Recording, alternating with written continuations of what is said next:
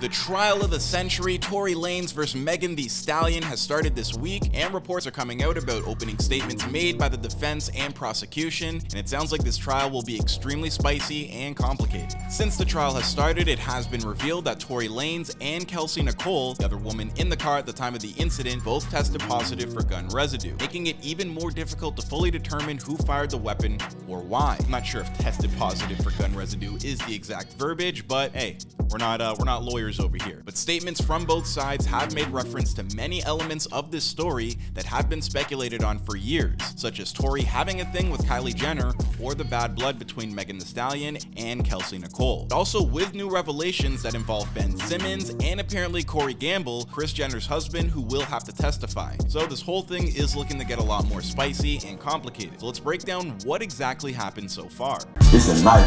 Oh no! You still didn't like me. You shot me. Just send the location. I'm number one. My calling is to be the leader of the free world. As Lawyers for Work reported, the prosecution apparently made their opening statements as if this was an open and shut case. Tory Lanez being found guilty and stated that Kelsey will testify, saying that Tory shot Meg, and that they have text message evidence of Kelsey confirming this and of Tory apologizing for what happened that night, but apparently not exactly admitting to shooting anybody. Okay, but when me and Kelsey and Quan were over there being questioned, you were in a stretcher. No one is going to shoot you in a stretcher. You had plenty of time to tell the cops that you were in danger. But the prosecution is basically maintaining the story that we all know, but with further details. They stated that the dispute between Tory and Meg started when Meg insulted Tory's rapping skills, which led to a situation where Meg left the car and Tory fired a gun in her direction and allegedly said dance, and she was taken to a hospital where bullet fragments were removed from her foot.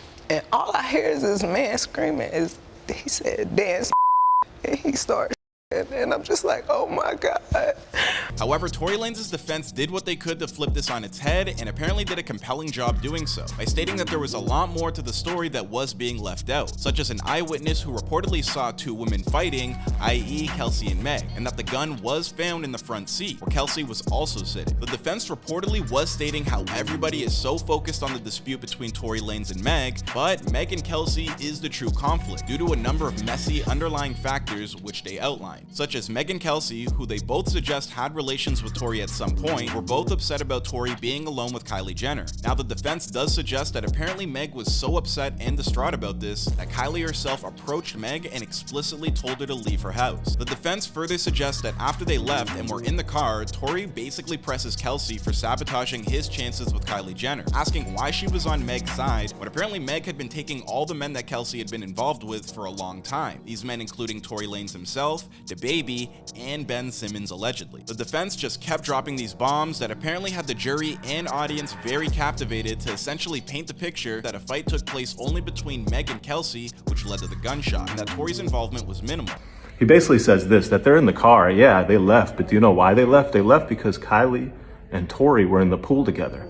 And Kelsey and Meg both felt some type of way about that, to the point that Meg felt really some type of way about that, and she was really trying to go, to the point that eventually, because of how Meg is acting, this is according to the defense, Kylie Jenner goes to Meg Thee Stallion and says, it's time for you to leave. And apparently Corey Gamble will make an appearance and testify in court. So I guess it's another trial of the century that this family will be attached to. But if you want to hear more details, check out Lawyers for Workers' video on the whole thing. These are just the opening statements, and I truly am the middleman here, so don't get upset at me, but please let us know your thoughts in the comment section down below. My name is Clyde Smith, and this has been Famous News.